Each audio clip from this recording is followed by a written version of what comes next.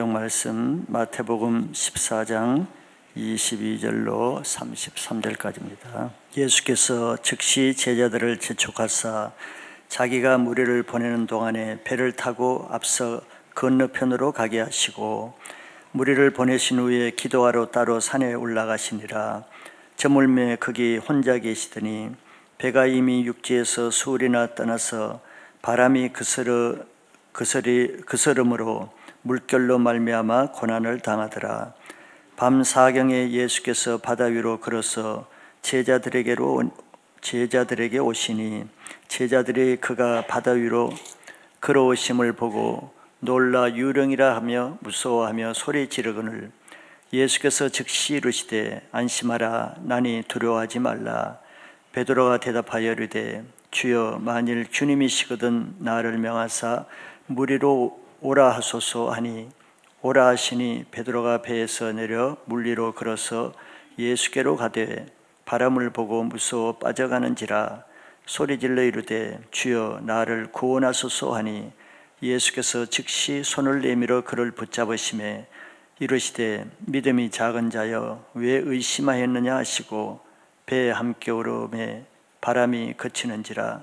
배에 있는 사람들이 예수께 절하며 이르되 진실로 하나님의 아들이소이다 하더라. 아멘. 오늘 말씀 계속해서 믿음에 대한 말씀을 나누겠습니다. 오늘은 믿음의 훈련이라는 제목으로 말씀을 봅니다. 일반적으로 우리가 한 번 성공했다고 그 성공이 저절로 지속되지 않는다는 것을 알고 있습니다.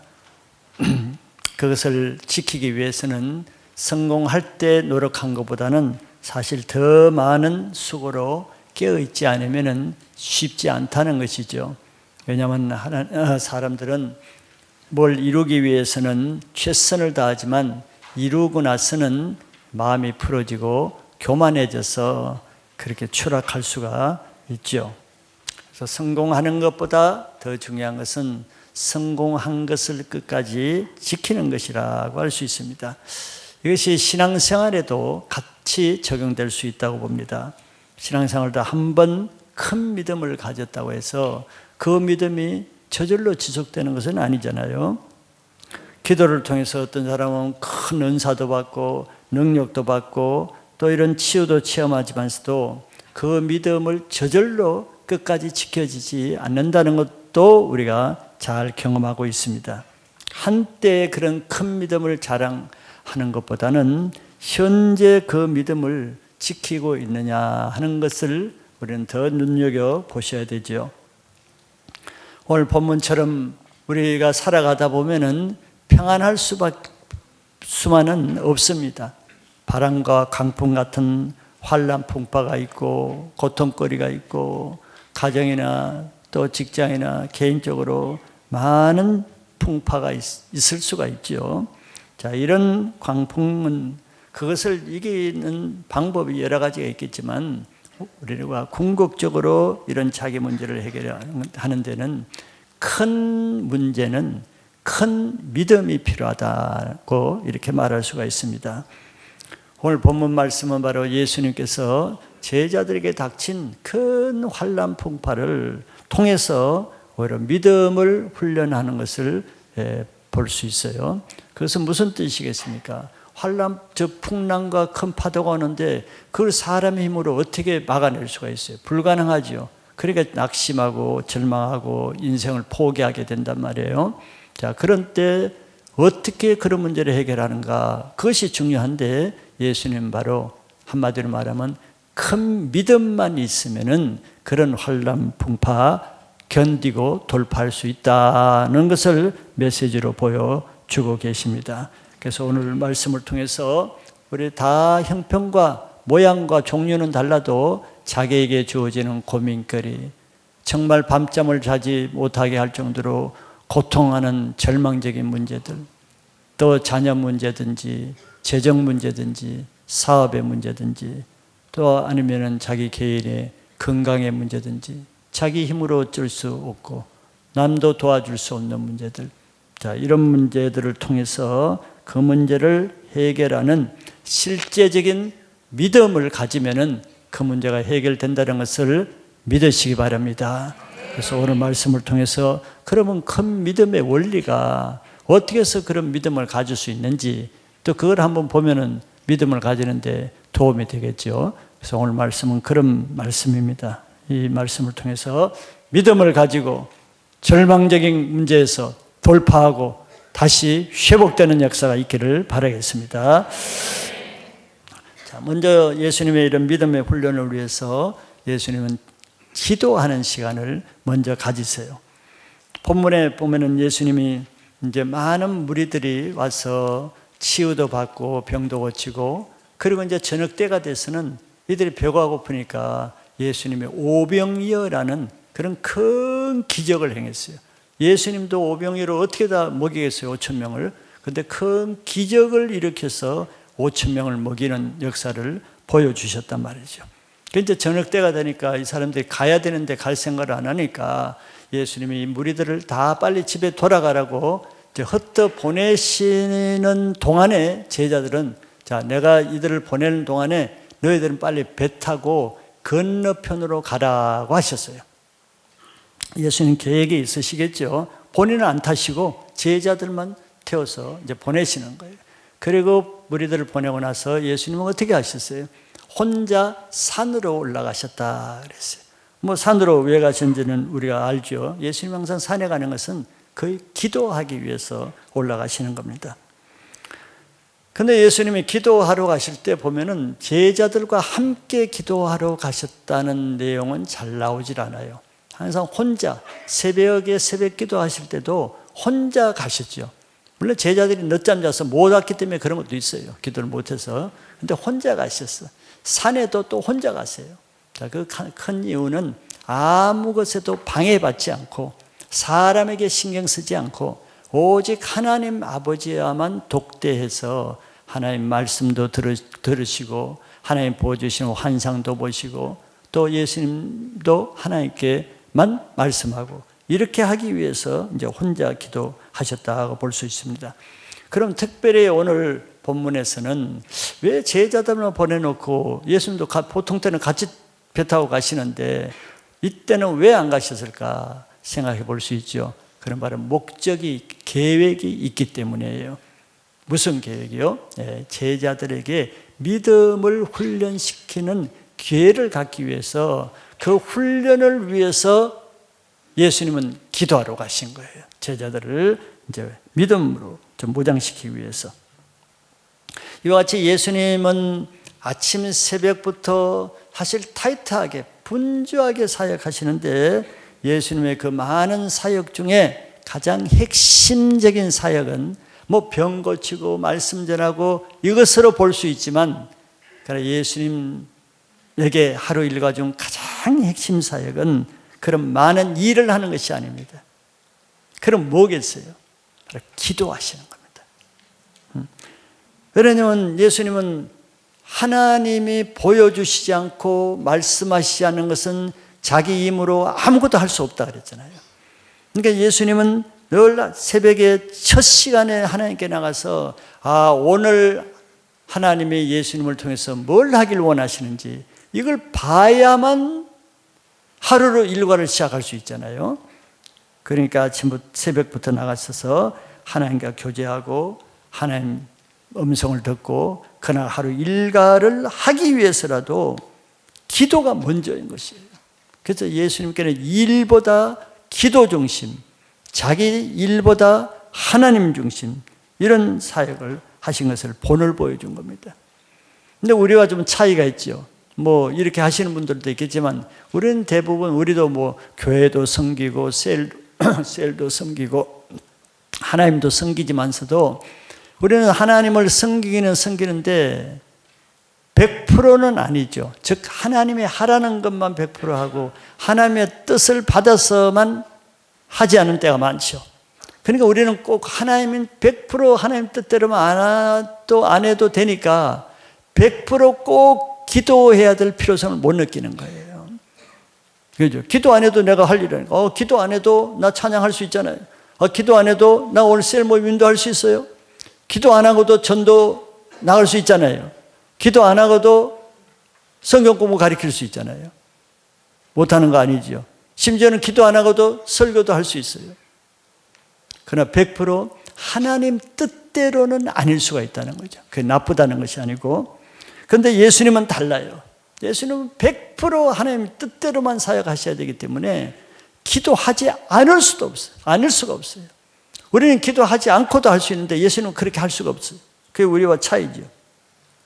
우리들은 너무 바쁘기 때문에 오늘 일들도 하고 셀도 하고 뭐 해도 너무 바쁘기 때문에 기도할 시간이 없다. 맞는 말 같기도 하죠. 그러나 어떻게 보면은 그 사람의 그 신앙 라이프 스타일의 문제라고 볼 수 있어요.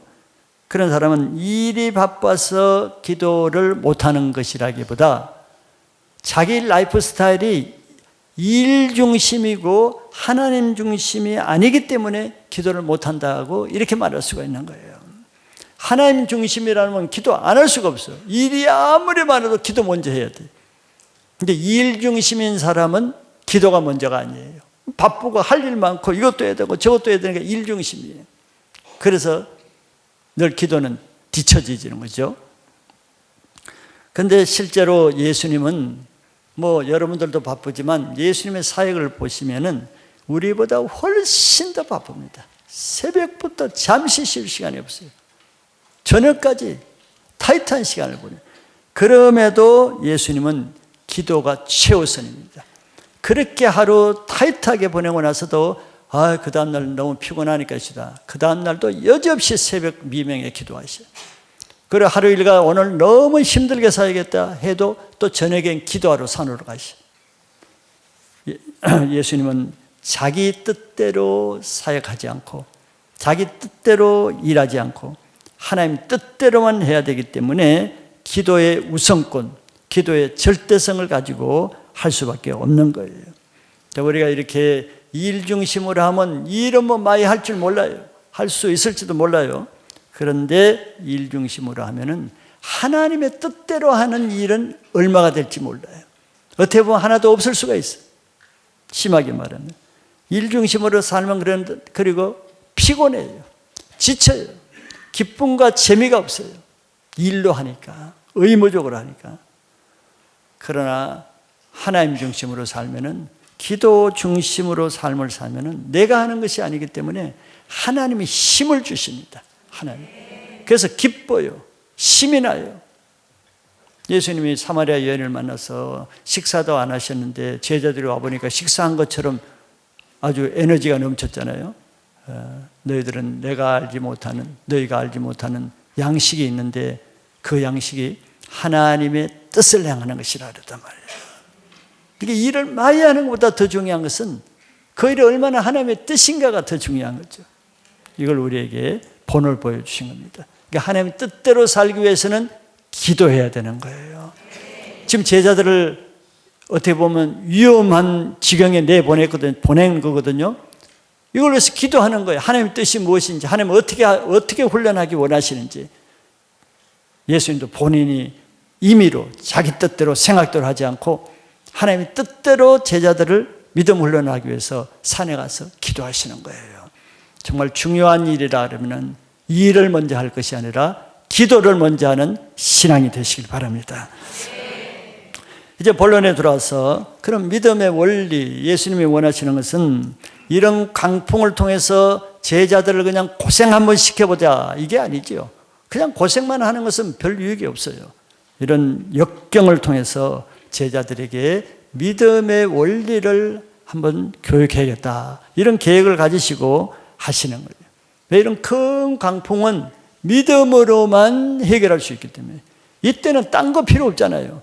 믿음만 필요하기 때문에 이런 상황에서라야 큰 믿음을 교육하기에 가장 좋은 적합한 상황이에요. 그래서 그걸 이제 허락하시는 거죠. 자, 근데 여기서 예수님은 두 가지를 훈련하셔요. 큰 믿음은 어떻게 해서 생기고, 그 다음에 뒤에 보면 또 적은 믿음이 나오거든요. 왜 믿음이 적어지는지, 적은 믿음은 어떻게 해서 적은지, 이 두 가지 믿음을 보고자 하는데, 여러분들 이왕이면은 둘 다 경험하시고 큰 믿음을 가지시기 바랍니다. 먼저 큰 믿음에 대해서 보겠습니다. 제자들이 탄 배가 이제 육지를 떠나서 바다 한가운데 온 거예요. 예수님은 산에서 지금 다 보고 계십니다. 한가운데 왔을 때 갑자기 풍랑, 거친 바람이 부는 거죠. 이따가 또 시간적으로도 밤 사경이라고 했기 때문에 그 사경은 새벽 3시부터 6시 이 사이입니다. 가장 무서울 때죠. 가장 칠흑 같은 어둠이 있을 때입니다. 그 배에는 예수님이 안 계시고 제자들만 탄 거예요.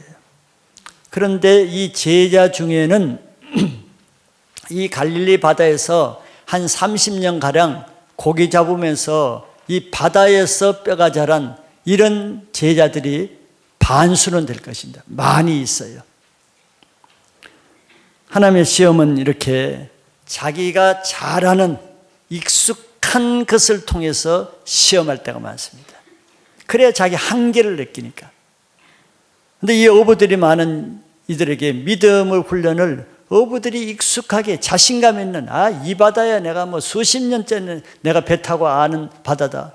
이렇게 익숙한 그 제자들에게 이 광풍의 훈련을 시키는 거죠. 이럴 때가 많아요. 물에 자신 있는 사람, 뭐 수영에 자신 있는 사람, 물에서 사고를 당하기 쉬워요. 그런 경우가 많죠.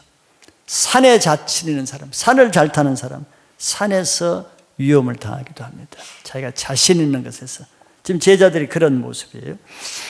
근데 그 시간에 예수님은 이제 산에서 기도하고 계시죠. 그러면서도 제자들의 상황을 다 보고 계십니다. 광풍이 일어난 거 다 보고 계세요. 그런데 뭐 제자들이 위험하다고 해서 바로 달려와서 제자들을 끄집어내겠다. 이게 아니에요. 왜? 훈련의 목적이니까.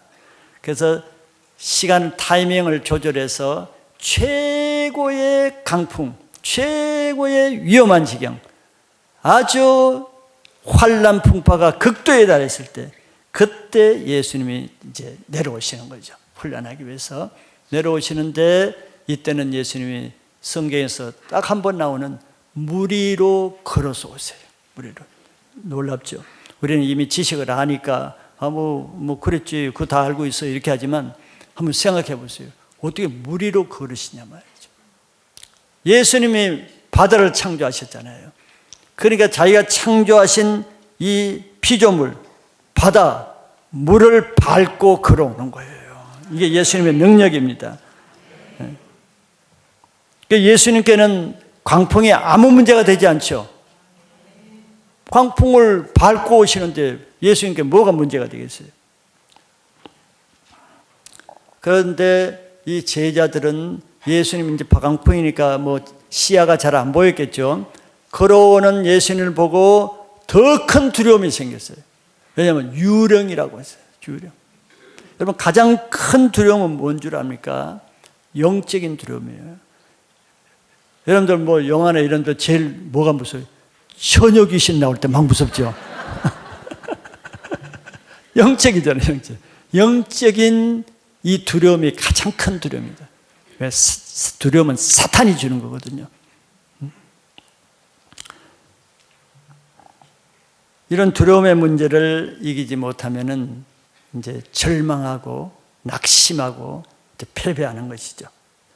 이런 두려움은 영적인 세력이기 때문에 영적으로, 즉 예수님을 믿는 믿음으로만 이 두려움을 없앨 수가 있어요.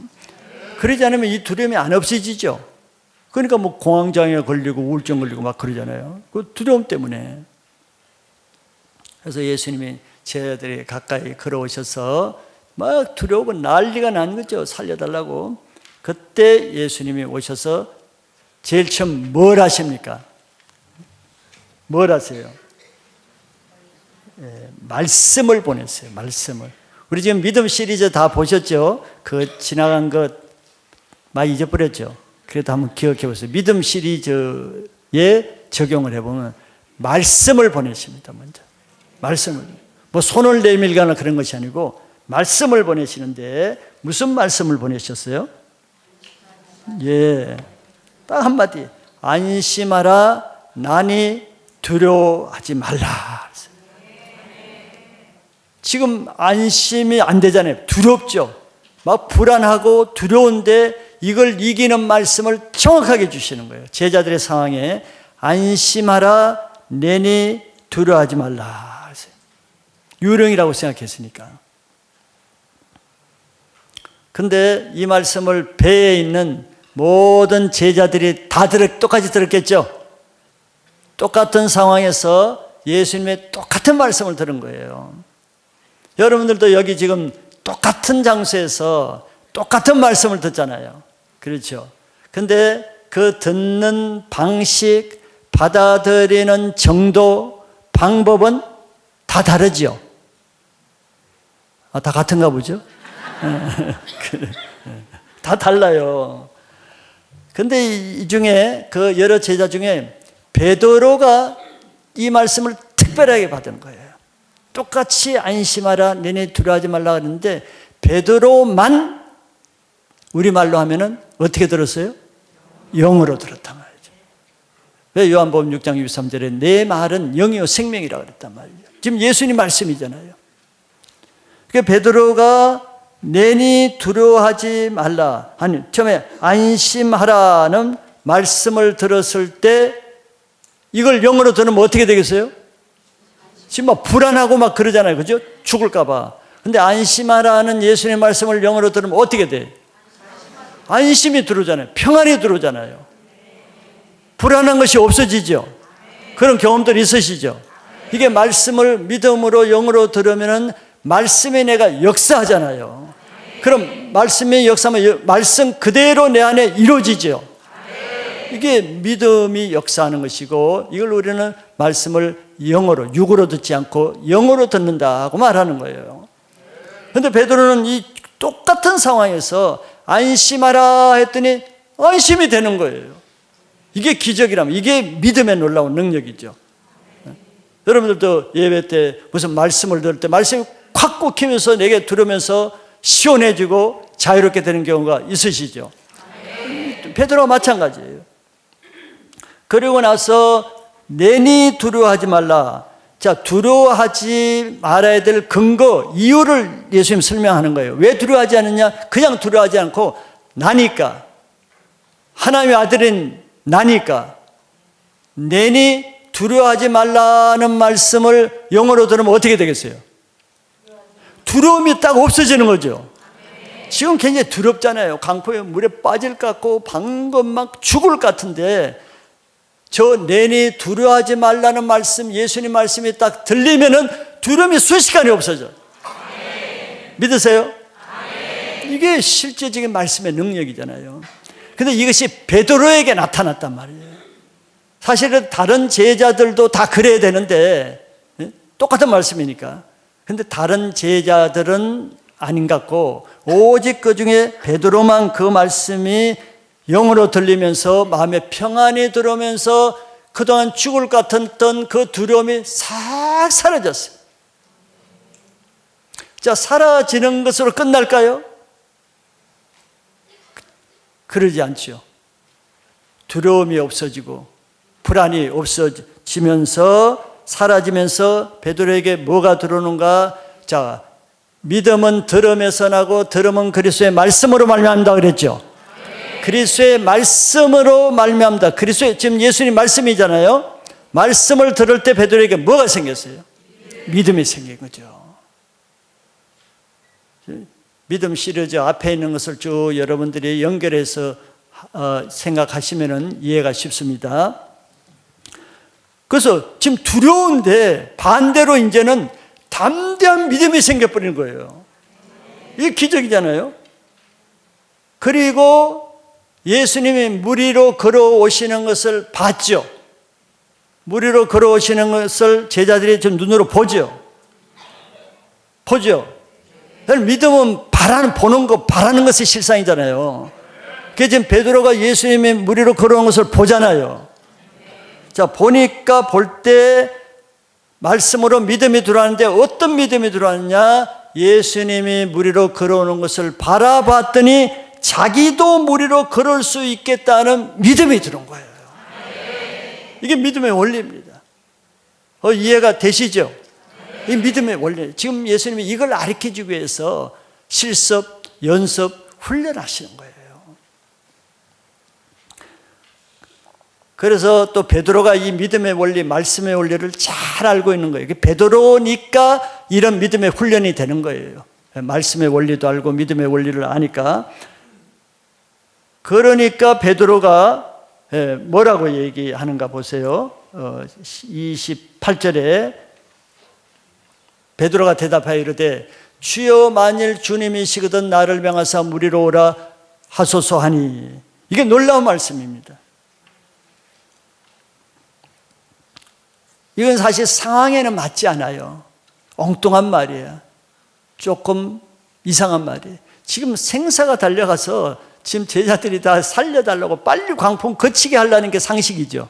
바람 좀 거치게 해달라, 이게 상식인데 지금 베드로는 지금 뭉뚱한 얘기하고 있는 거예요.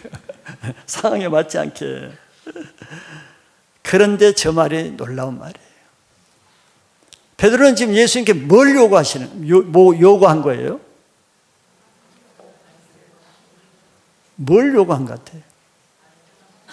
예? 여러분들도 믿음이 대단하시네요. 말씀을 요구한 거예요. 우리는 자연스럽게 생각하면은, 예수님 저 손잡고 저도 한번 걸을 수 있게 해주세요.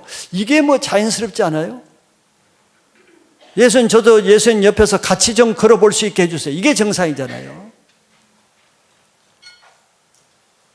그리고 예수님 저도 안 걸으면 나 혼자 이렇게 걸을 수 있게 해주세요. 내 발에 좀 갈퀴 좀 붙여주세요. 능력 좀 붙여주세요. 이렇게 할 수 있잖아요. 근데 그게 아니에요. 베드로가 놀라운 말씀이었어요. 주님, 저에게 주님의 말씀을 주세요. 말씀을 보내주세요. 이건 놀라운 것입니다. 왜 놀라운지 아시죠? 베드로는 말씀의 능력을 아는 거예요. 그런데 요한복음 6장 23절에 백성들이 떡 달라고 할 때 예수님이 떡 안 줬더니 내가 떡이니까 먹으라 했더니 이 제자들이 시험받아서 다 떠났잖아요. 그때 12제자들에게 예수님이 물으셨죠. 얘들 다 떠났는데 너희들도 갈래? 그랬더니 베드로가 무슨 말했지? 그렇죠. 주여 영생의 말씀이 있는데 내가 어디로 간단 말입니까? 이 말은 뭐예요? 베드로가 따른 것은 떡 때문에 따른 것이 아니고 베드로는 영생의 말씀을 이미 말씀의 맛과 능력과 말씀을 영으로 듣는 귀가 있었는 거예요. 말씀 때문에 못 떠난다는 거예요. 딴 거 없어도. 이미 말씀의 능력을 알고 말씀의 권세를 아는 거예요. 그러니까 저기에서도 예수님께 딴 거 요구하지 않는 거예요. 주님, 저에게 말씀 주세요. 주님은 영의 말씀이고 생명의 말씀이니까 그 말씀을 달라고 하는 거예요. 놀라운 그 베드로가 말을 한 거예요. 이건 정말 제자들에게 좋은 믿음의 원리를 훈련하는데 베드로가 좋은 모델이 된 겁니다. 이보다 더 좋은 모델은 없는 거예요.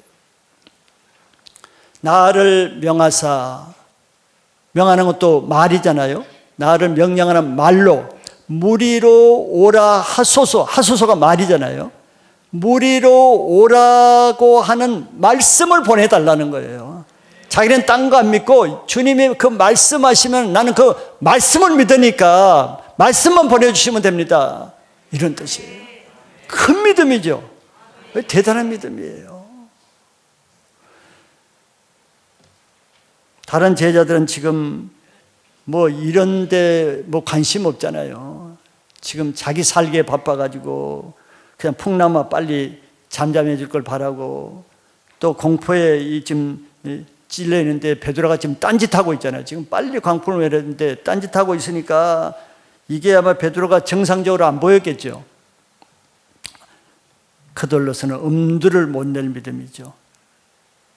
자, 우리가 이렇게 자기 믿음이 안 따라가면은 베드로와 같은 사람을 광신도로 본단 말이에요. 베드로가 파도와 바람을 봤을 때는 베드로도 두려웠겠죠. 그러니까 똑같이 소리쳤죠. 그런데 예수님을 바라봤을 때 그 두려움이 없어지고 자기도 바다 위로 걸을 수 있다는 믿음이 생긴 거예요. 근데 그 믿음의 근거를 어디다 두느냐? 예수님의 말씀에다 두고 있는 거예요. 그러니까 말씀을 해달라는 거예요. 그럼 자기 그 말씀 믿고 가겠다는 거죠.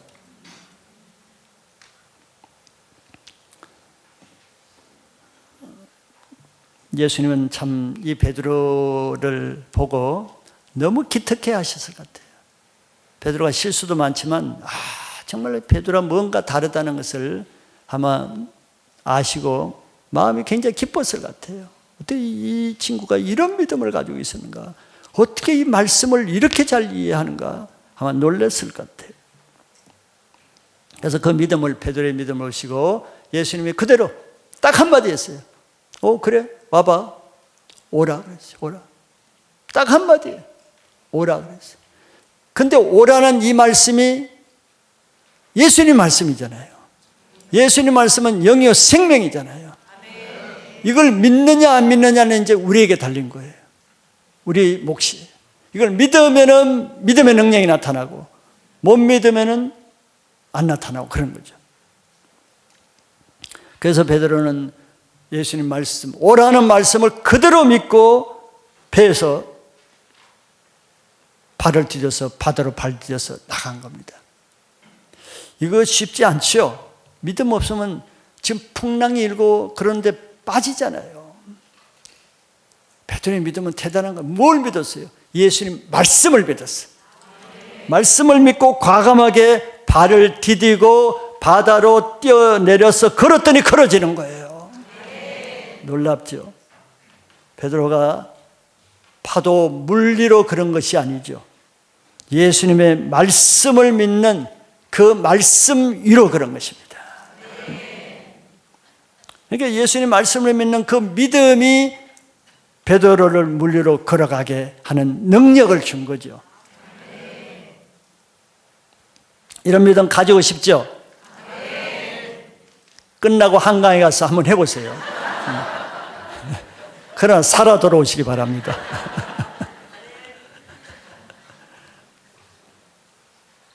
베드로가 딴 사람하고 차이가 뭐예요? 믿음의 차이입니다. 똑같은 거예요. 예수님 말씀만 믿고 예수님만 바라보고 한 거예요. 단순한 거예요. 베드로가 물 위로 걷는데 자기가 한 거 아무것도 없습니다. 오리발을 준비했어요. 뭘 준비했어요? 수영복을 준비했어요. 자기가 한 거 하나도 없어요. 자기가 뭘 갖출수록 믿음이 없어지는, 믿음이 없으니까 자꾸 갖추잖아요. 자기가 뭘 하면 할수록 믿음이 없어지는 거예요. 그걸 의지하게 되니까. 근데 베드로는 한 게 하나도 없어. 예수님께 요구한 게 하나도 없잖아요. 말씀만 요구한 거예요. 그래서 오직 예수님 말씀만 믿고 말씀 위로 걸었더니 걷게 하신 분은 예수님이 하게 하신 거예요. 자기가 걷는 게 아닙니다.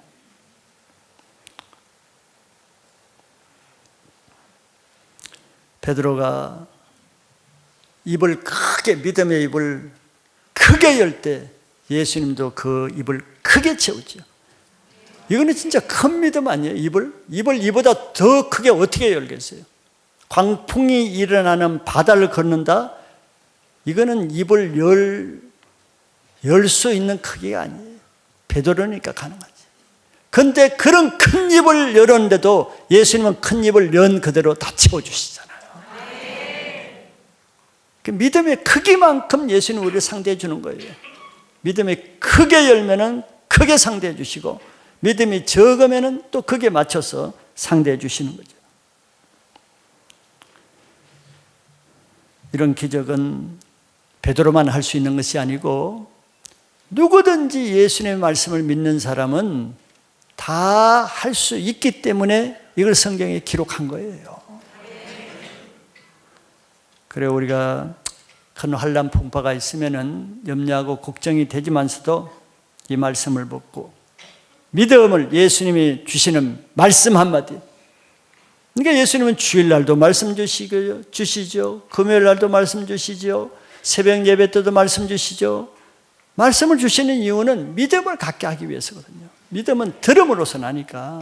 근데 그 중에 사실 우리가 하는 말이 있잖아요. 한 설교 1시간 동안 한마디 말씀만 받아도 인생이 바뀐다고. 그래서 오늘도 여러분들 한마디 말씀 받으시기 바랍니다. 그러면 자기 문제 밟고 갈 수가 있어요. 마가복음 9장 23절에 듣지 못하고 말 못하는 귀신 들린 아이의 아버지가 고쳐달라고 예수님께 나왔을 때 예수님 할 수 있으면 고쳐달라 이렇게 할 때 예수님이 저렇게 대답했어요.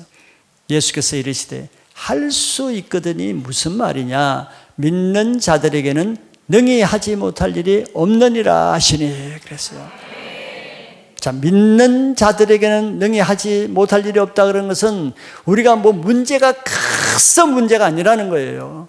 믿음이 없는 것이 문제라는 거죠.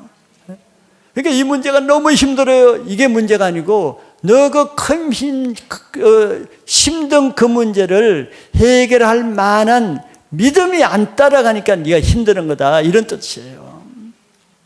믿음이 있으면 베드로처럼 광풍이 더 이상 무섭지 않은 거예요. 믿음이 없는 배 안에 있는 제자들은 여전히 무서워하고 있잖아요. 근데 베드로는 안 무서운 거예요. 믿음의 차이죠.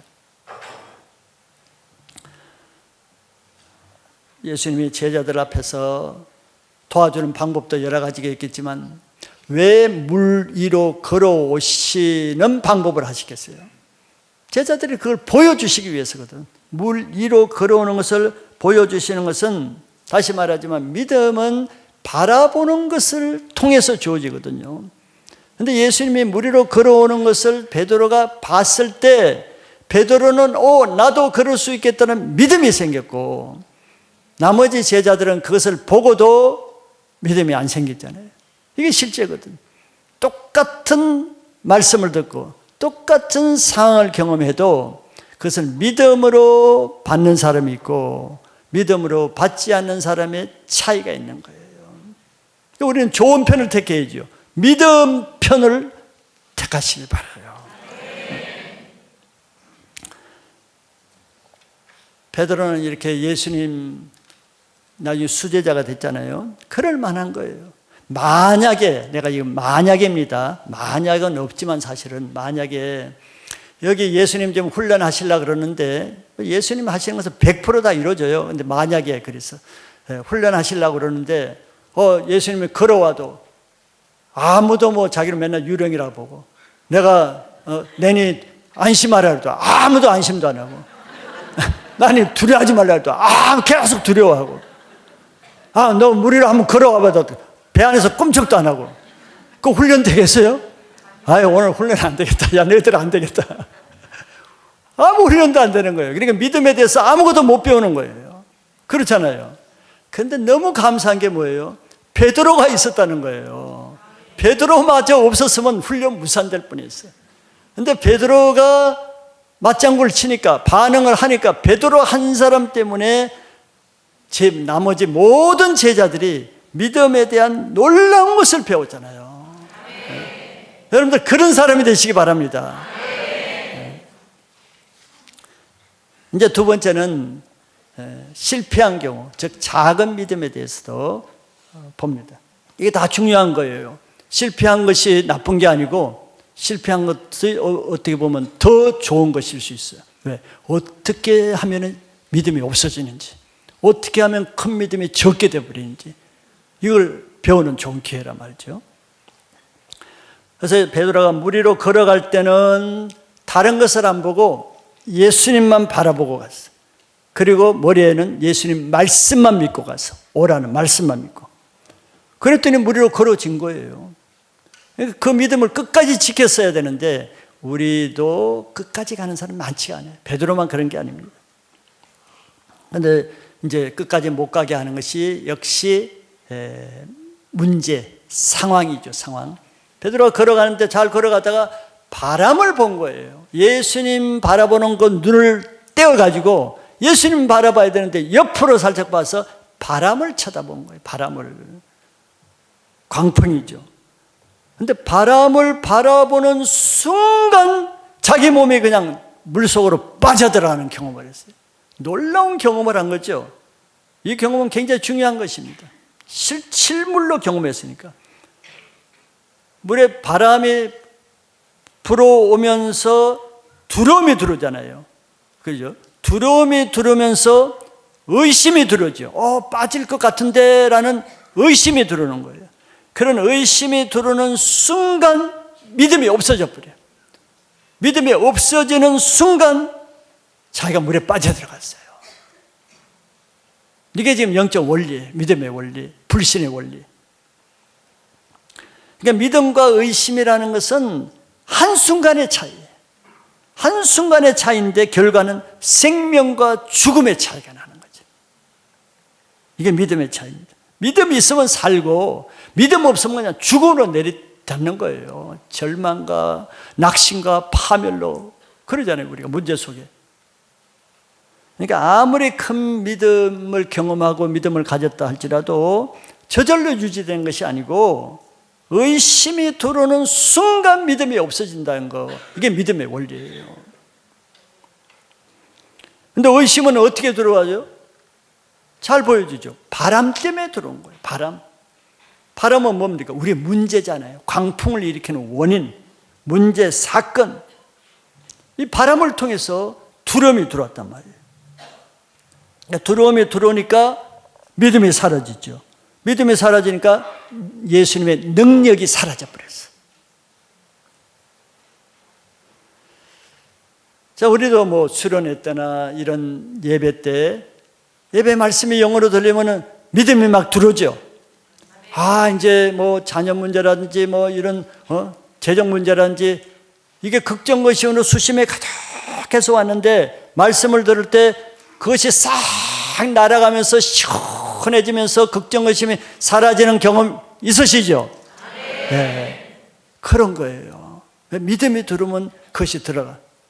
그래서 이제 다 해결됐다고 막 간증하고 셀에서 나누고 나 이제 모든 것이 해결됐다 하고 이제 막 신나라가 할렐루야 하고 이제 돌아가다가 이제 그 다음날 아침에 애가 학교 갈 시간 아직 안 일어나고 있어. 또 밤을 또 새서 컴퓨터 하고 있어. 그럼 또 낙심이 확 들어오죠. 자, 이게 우리의 실제입니다. 우리가 아무리 믿음으로 이렇게 은혜를 받고 자유함 받아도 실제 바람을 바라보면, 그냥 예수님만 바라보면 될 텐데 바람을 바라보잖아요. 문제를 바라보잖아요. 고통거리를 바라보잖아요. 그럼 다시 두려움이 들어오죠. 문제만 바라보면은 문제에 빠지는 거예요. 바닷물에 빠지듯이 그 문제에 빠져들어가는 것입니다. 계속 그 문제, 사단이 주는 거거든요. 여러분들 어려운 고민거리, 걱정거리 있으면 계속 생각이 나죠. 계속 생각이 나면 되짚고, 그 다음에 묵상하고, 깊이 묵상하고, 이 문제가 어떨 것인지 깊이 걱정건심, 깊이 하다 보면 깊은 강물에 빠져들어가죠. 그래서 우울증 되죠. 불면증 걸리죠. 또 공황장애 걸리죠. 그런 분들이 얼마나 많아. 걱정이 안 떠나니까. 근데 그 사람들의 문제가 뭐예요? 그렇게 해서 묵상한다는 거예요. 근데 시편 2편에, 시편 1편 2절에 복 있는 자는 어떻게 한다 그랬어요? 뭘 묵상한다 그랬어요? 여호와의 말씀을 즐거워해서 하나님의 말씀을 주야로 묵상한다는 거예요. 이게 말씀을 묵상해야 믿음이 생기고 어려움이 없어지는데, 말씀은 주일날 한 번만 딱 묵상해. 또 힘들면 또 와서 금요일날 한 번 더 묵상하고, 그러면서 그 외에는 계속 자기 고민거리를 묵상해. 우리가 그러죠. 그럴 수밖에 없어요. 믿음이 약하면. 그런데 우리가 이 문제 해결하는 것은, 베드로가 예수님 말씀만 바라봤으면 될 거 아니야. 안심하라, 내니 두려워하지 말라, 오라, 예수님만 바라보고 그 말씀, 오라는 말씀만 계속 생각하고 묵상했으면 아무 문제가 없어요. 그런데 순간 예수님을 바라본 것을 놓쳐버리고 문제를 바라봤단 말이에요. 바람을. 그러니까 빠질 것 같고, 바람이 나를 그냥 물속으로 쳐박을 것 같고, 그걸 계속 바라봤더니 그대로 빠져가잖아요. 예수님을 바라보는 눈을 떼자마자 믿음이 없어집니다. 말씀에서 마음을 떠나자마자 믿음이 사라지는 거예요. 왜냐하면 베드로가 어차피 물 위로 걷는 것은 자기 능력이 아니잖아요. 물 위로 걷는 믿음이 자기에게서 나온 게 아니잖아요. 예수님으로부터 나온 것이고 예수님 때문에 능력이 있는 것이지 자기가 뭐 하는 게 아닌데 그 능력의 근원인 예수님부터 눈을 돌려버렸으니까 무슨 능력이 다 끊어져 버리는 거지. 그래서 우리는 한때 아무리 은혜 받고 능력이 있어도 사건을 만날 때, 뭐 사건이 없을 때야 뭐 문제가 되게 사건을 만났을 때 그 사건의 눈을 돌려버리면은 걱정의심이 금방 들어와 버리잖아요. 의심이 들어와 버리잖아요. 그럼 그걸로 끝나요? 밤새도록 밤잠 못하고 그 묵상하고 그 문제 속에 완전히 빠져버리는 거예요. 그래서 예수님이 하신 말씀을 보세요. 이제 다급해서 막 살려주세요 막 그러세요. 너무 창피하잖아. 고전까지 제자들이 지금 다 베드로 보고 있잖아요. 그전까지 막 무례를 걷는다고 아주 뭐 기세당당하게 다 무례로 걸을 때 얼마나 놀랐어요. 그런데 조금 했더니 금방 살려주세요 죽겠어요. 완전히 부끄러운 창피, 수치를 당하죠. 믿음이 떨어지면 이렇게 수치를 당해요. 그래서 그때 예수님이 손을 잡아서 베드로를 건져 올리면서, 자, 예수님이 하신 말씀을 잘 들으셔야 돼요. 믿음의 원리를 말씀해 주기 때문에. 주여 나를 구원하소서 했더니 31절에 예수께서 즉시 손을 내밀어 그를 붙잡으시며 이르되 믿음이 작은 자여 왜 의심하였느냐 하셨어요. 근데 믿음의 원리를 잘 말씀해 주잖아요. 왜 베드로가 빠졌다는 거예요? 믿음이 적어졌기 때문에. 조금 전에 굉장히 큰 믿음 가졌잖아요. 근데 순식간에 믿음이 적어져 버린 거예요. 적어지니까 물에 빠졌어요. 물에 걸을 만한 믿음이 이제 안 돼 버렸어요. 그리고 그 뒤에 중요한 원리를 말씀했죠. 왜 믿음이 적어졌는가? 그 이유가 뭐예요? 의심했기 때문에. 왜 의심하느냐? 왜 의심하느냐는 것은 왜 나를 믿지 못하고 의심했느냐 말이에요. 그러니까 베드로가 물에 빠진 것은 풍랑과 바람 때문에 빠졌다고 생각하지만 풍랑과 바람 때문에 빠진 게 아니죠. 의심했기 때문에 빠진 거예요. 풍랑과 바람이 있을 때 뭐 잘 걸었잖아요. 안 빠졌잖아요. 그러니까 풍랑과 바람의 문제가 아니에요. 의심했기 때문에 빠진 거예요. 의심하면 다시 말하지만 두려움이 들어오죠. 두려움이 들어오면 믿음이 없어지는 거예요. 결국 베드로가 믿음을 유지하지 못한 것은 예수님을 끝까지 못 바라보고 바람을 바라보고 의심한 것이라는 것을 지금 예수님이 가르쳐 주는 것입니다. 그래서 여기서 보면 우리가 뭐 어려운 풍랑이 없을 수가 없는데 의인은 믿음으로 말미암아 산다 그랬거든요.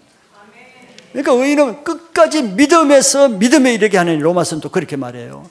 믿음은 한 번만 가진다고 되는 것이 아니고 끝까지 의인은 믿음으로 시작해서 끝까지 믿음으로 살아야 되는 거예요. 예수님을 계속 쳐다봤으면 끝까지 예수님을 쳐다봐야 되는데 중간에 바람을 쳐다봤어.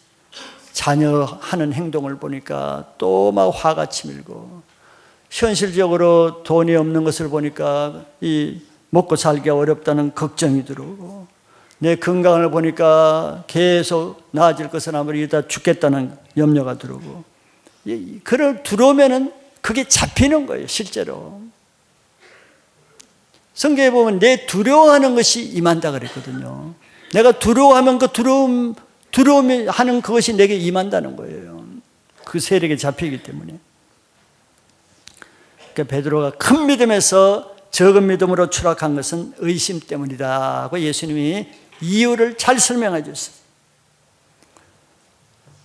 우리가 제일 믿음의 원리 제일 처음에 제가 말씀드릴 때 마가복음 말씀을 드렸어요. 그게 믿음의 원리가 다 나와 있는데 연결되는 거예요. 마가복음 11장 23절을 전에 한번 여러분들 보셨던 거 다시 보겠습니다. 내가 진실로 너에게 이르노니 누구든지 이 산들을 들려 바다에 던져지라 하며 그 말하는 것이 이루어질 줄 믿고 마음에 의심하지 아니하면 그대로 되리라 그랬어요. 여기 서너 가지 나오잖아요. 누구든지 이 산은 들여 바다에 던지라 하며 말하고 그 다음에 말하는 것이 이루어질 줄 믿어야 돼. 그 다음에가 중요하다 그랬잖아요. 아무리 믿고 그래도 나중에 그 진짜 될까? 저 산이 뭐 어떻게 움직여서 말도 안 되지. 의심이 들어오면 안 돼. 의심하지 아니하면 그대로 되는 거예요. 바로 예수님이 지금 그 말씀 하잖아요. 베드로에게 너 왜 의심하였느냐 그랬죠. 왜 의심하였느냐. 의심하면 안 돼. 물에 못 걸어. 믿음의 원리를 설명하고 있어요. 우리는 신앙생활 할 때 이것과의 싸움입니다. 불신과의 싸움, 의심과의 싸움, 두려움과의 싸움. 이걸 이겨야 믿음을 지키고 믿음의 능력이 나타나지. 아무리 딴 거 다 해도 이거 못 지키면은 그동안에 해온 믿음으로 행한 것이 하루아침에 다 무너지는 거예요. 그동안에 아무리 베드로가 많이 물 위로 걸어갔더라도 의심하는 순간 지금까지 걸어온 거 다 무산되고 물에 빠져 죽는 거예요.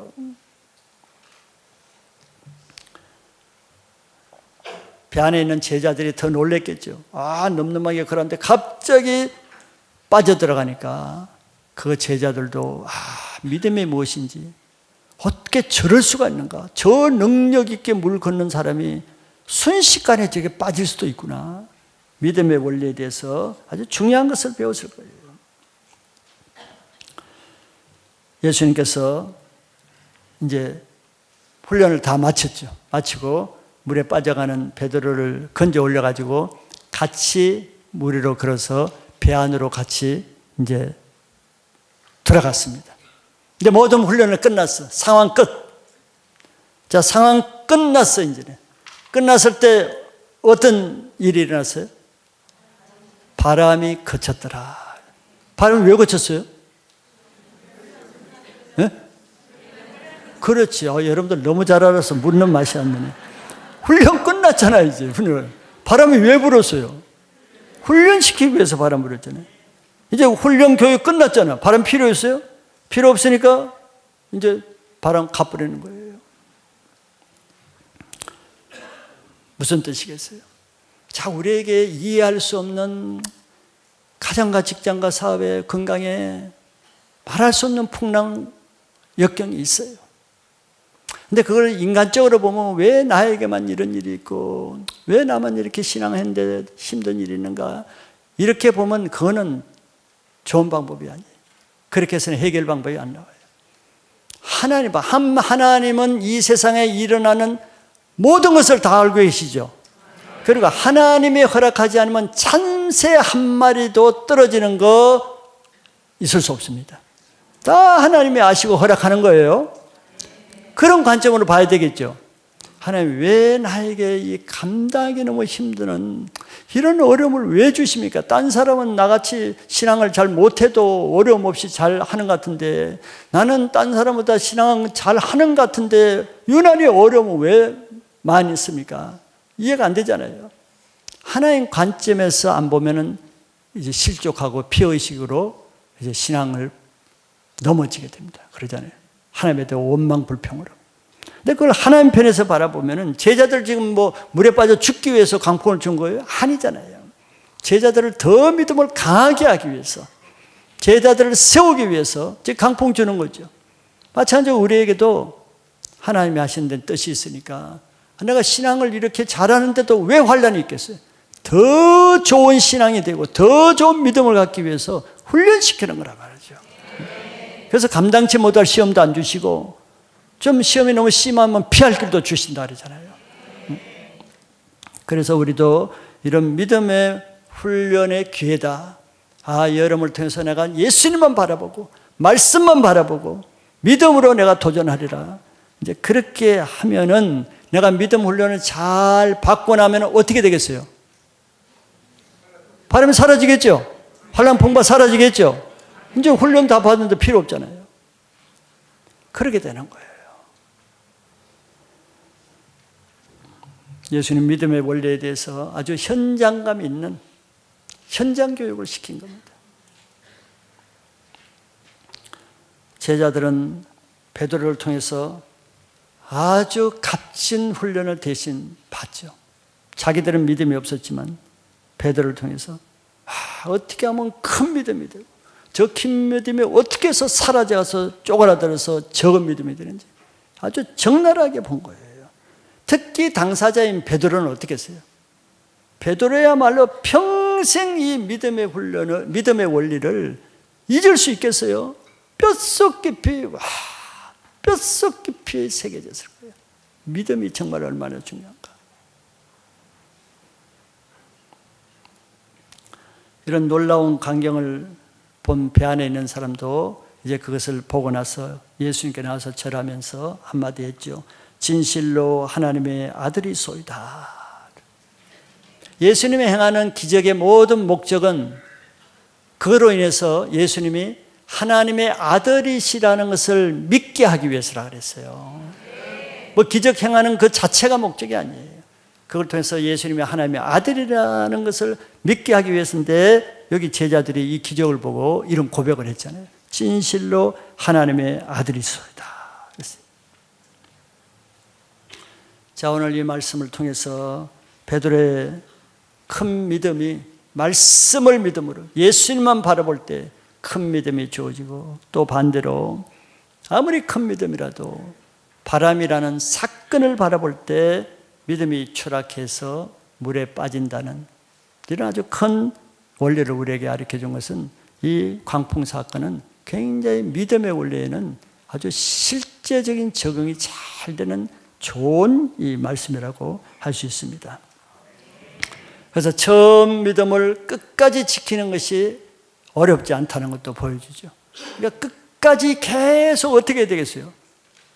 계속 문제를 묵상해야 되겠어요? 아니죠. 계속 예수님을 바라보고 예수님 주야로 예수님 말씀을 묵상해야 되겠죠. 그래서 우리가 매일 새벽 기도를 하고 매일 이렇게 예배를 드리고 하는 이유가 우리 믿음이 뭐 3일 못 가요. 하루 못 갑니다.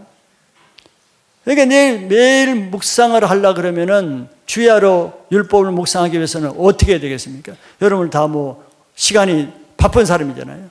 가정에서도 주부들도 바쁘고 애들 뭐 어린이집 보내야 되고 직장 다니는 사람은 하루 종일 바쁘게 직장을 하고 그러면 어떻게 성경 놓고 묵상할 시간이 없겠죠. 그래서 묵상하기 위해서는 성경을 암송하는 것이 중요합니다. 성경을 암송하면은 내가 일하면서도 늘 성경을 기억하고 암송하고 묵상할 수가 있잖아요. 운전할 때도 그 성경을 묵상할 수 있고 일을 하면서도 묵상할 수 있고 그래서 성경 말씀을 많이 묵상해 놓은 사람은 많이 묵상할 때마다 어떻게 두려움이 사라지죠. 믿음이 생기죠. 어려운 문제에 매이지 않게 되죠. 그렇게 하다 보면 그 묵상하는 말씀이 내게 믿음이 되는 거예요. 점점 더 강한 믿음이 되면은 이제 어느 분량에 차면은 물에 걷는 단계에 큰 믿음이 들어오면은 그 내 사건이 이제 사건이 아니게 없어지는 것입니다. 그래서 믿음을 지키기 위해서 너무 문제를 너무 바라보고 심각하게 거기에 매이면 안 됩니다. 자기 문제에 매이는 사람이 신앙이 잘 안 자라잖아요. 계속 자기 문제만 바라보니까 예수님을 바라보고 말씀을 봐야 되는데 자기 문제만 나에게는 아무 소용이 없어. 나는 이 문제 때문에 세례도 못 나가고 카톡에 나가고 막 이렇게 자기 문제를 스스로 들어가. 그건 정말 잘못된 거예요. 그거 어떻게 하겠다는 그 문제 들어가서 반대로 해야 됩니다. 그릇으로 예수님께 나오고 말씀 가운데 나오고 예배 가운데 나서 다른 것이 안 보일 때까지 예수님께 초점을 맞춰야 돼요. 그러다 보면 자기 문제가 더 이상 안 보여요. 그러면 해결이 됩니다. 그래서 우리 앞에 있는 광풍 같은 문제를 예수님 말씀을 믿음으로 광풍을 발로 밟고 걸어가는 큰 믿음으로 큰 승리하는 여러분들 되시기를 축복합니다.